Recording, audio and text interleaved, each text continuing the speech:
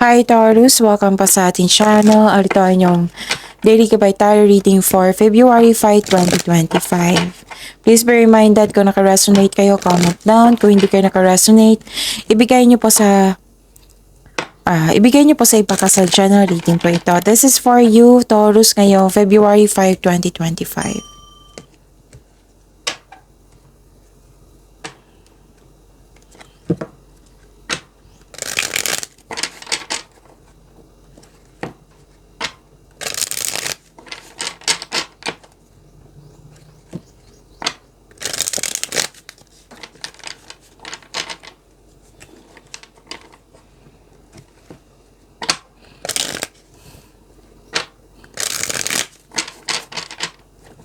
Para po ito sa inyo, Taurus, ngayong February 5, 2025. Maraming salamat po sa inyong patuloy na suporta. At maraming salamat din po sa mga hindi nag-skip ng ads. Gamitin ang reading na ito bilang gabay lamang sa mga hindi pa nag-subscribe. Subscribe na po kayo at click bell notification para malaman nyo na may bago tayong video. Para sa mga gusto magpa-reading po, may lumabas dyan sa screen nyo ngayon. Panoorin nyo po at sundin ang instruction.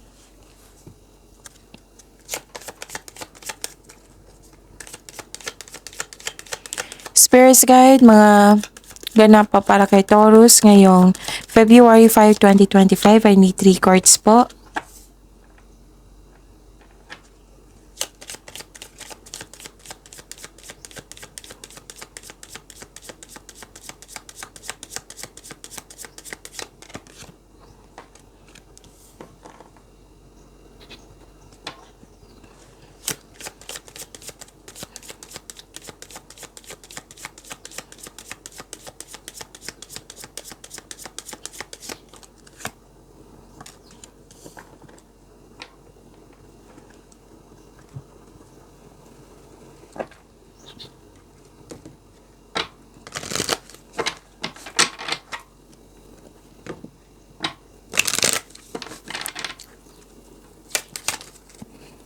Spirits Guide, mga mensahe pa para kay Taurus ngayong February 5, 2025. I need 2 cards po.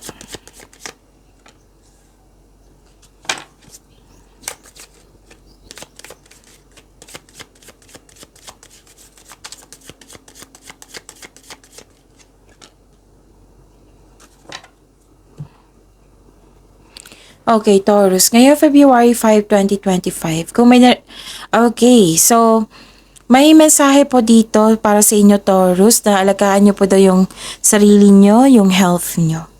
Tapos, mukhang nabibigatan kayo the other day, stress, exhausted, or bigat ng yung naramdaman mo. Now, nagkaroon po ng recovery. So, claim this recovery, Taurus. At some of you nagkaroon ng staycation sa bahay, may balak mag-staycation sa bahay. Oo. Kasi you felt relaxed, calm, and security pag nasa bahay kayo. Some of you nagtrabaho sa home base. Wow, this is prosperity. Claim nyo to, Taurus. Nakita ko rin dito na okay, may nag-uusap dito na property. May nag-uusap na property and domestic matters po. Tapos may parating na malaking pera or news or information ito. Tapos malalaman mo din yung totoong intensyon ng isang tao sa iyo, Taurus. So go with the flow, let things happen, and opportunity knocks. Spirits Guide, energy po ni Taurus ngayong February 5, 2025.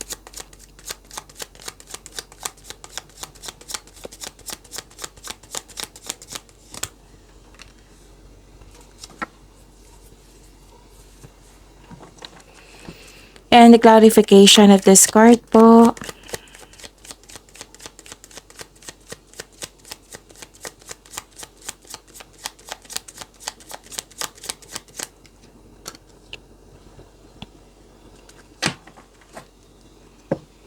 Okay.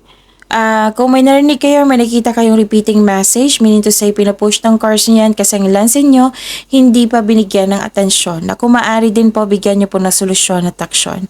Remember, Taurus, at the end of the day, alam mo na ikaw lang taong may kakayahan at responsable na gumawa ng sarili mong katotohanan at kinabukasan. So, ano yung energy ni Taurus? By the way, Taurus, may nag-comment po sa comment section the other day. Naghahanap sa Monty Kabay Tarot reading natin. Nasa channel natin po. Scroll down nyo lang po.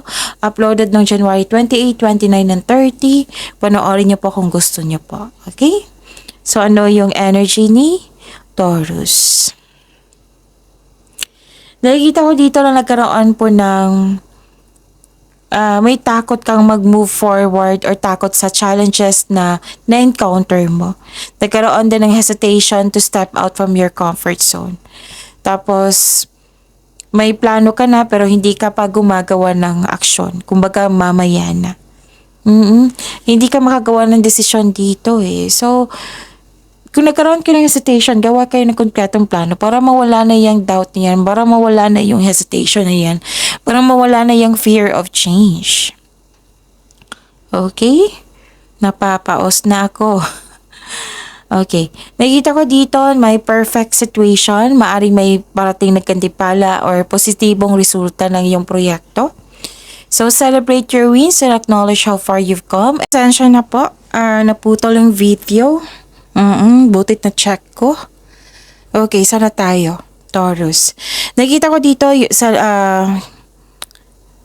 may perfect situation, maaring may yun nga, gantimpala or positibong resulta sa inyong mga ginagawa. Celebrate your wins and acknowledge how far you've come. And you are now ready to begin a new journey. And may nakita rin ako dito na tapos ng dream house mo or construction ng dream house mo or magsisimula pa lang. Some of you po ha. So everything you have worked for is coming together. Ang ganda nito. May nag-celebrate nga dito ng monthsary, anniversary.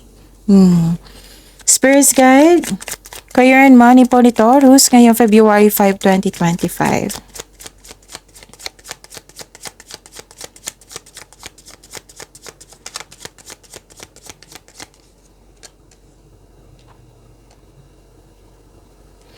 And the clarification of this card po.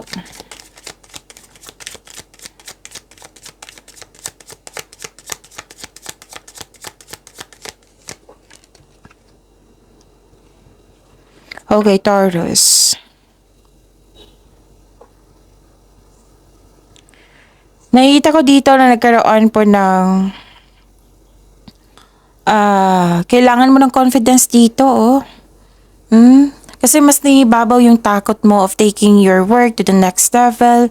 Yung nagkaroon ng hesitations to step out from your comfort zone. So if you're serious about growth mo, kailangan yung mag-step out sa inyong comfort zone. Kasi again, so if you're serious about your growth, kailangan yung mag-step out sa inyong comfort zone. Tapos wala namang success sa comfort zone eh. Nasa labas po. Yes, may challenges pero ang karugtong niyan is success. Okay, so yun. May problema dito sa pera or nawalan kayo ng gana. May alok ng tulong hindi mo tatanggapin.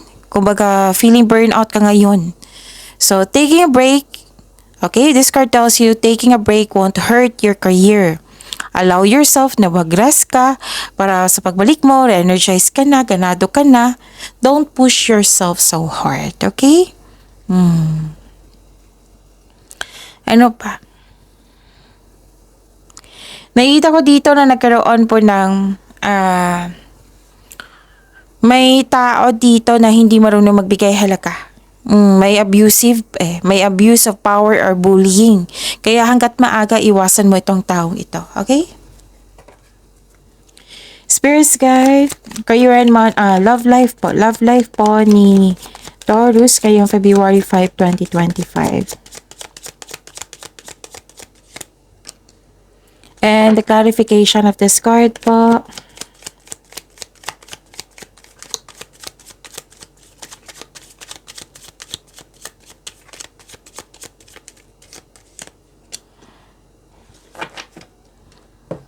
Okay. maraming salamat po sa patuloy na tiwala at suporta sa ating channel at maraming salamat din po sa mga hindi nag-skip ng ads. Ayaw mo nang masaktan, defensive ka, guarded ka, ayaw mo munang magkaroon ng relasyon. Sa mga marelasyon sa buhay mag-asawa, umiiwas ka ng away or confrontation para hindi ka or kayo masaktan, kumbaga nililimitahan mo ang sarili mo. So this card asks you to try to release your fears of opening up to love. May celebration talaga ako nakikita dito, Taurus. Masaya, kasi may celebration, may ganap na engagement, kasal, honeymoon, monthsary anniversary, basta pagtatapos or completion po ito. Pwede din sa mga single to na in-enjoy mo yung pagiging single mo at ang ilan sa inyo handa na pumasok sa relasyon. So that's it. Pag-imanin niyo po yung blessings na binigay sa inyo, Taurus. See you tomorrow. Please like, subscribe, and click the button for notification para updated po kayo sa daily tarot reading natin. Maraming salamat po.